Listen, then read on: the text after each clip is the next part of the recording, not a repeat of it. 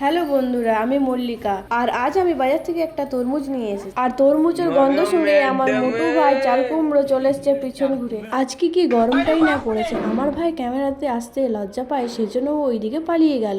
আজকে দেখো কি সুন্দর ভিউটা লাগছে না। তারপরে আমি বসার জন্য কিছু ব্যবস্থা করে নিলাম। এবার আমি ঝটপট করে বসে গেলাম তরমুজটা কাটার জন্য। তার আগে আমি একটু জল খেয়ে নিলাম, আর আমি খরগোশকেও একটু তরমুজ খাইয়ে দিলাম।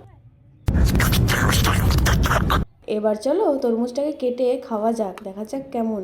যেই আমি তরমুজটাকে কেটে তার উপরে বিট নুন লাগিয়ে খেতে যাব, সেই দেখি আমার খরগোশটা বাইরে পালিয়ে যায়। তারপর এই যে আমি বিট নুন লাগিয়ে খাওয়া শুরু করছি। Wow nice. তারপরে খেয়ে দেখি কি অপূর্বই না খেতে।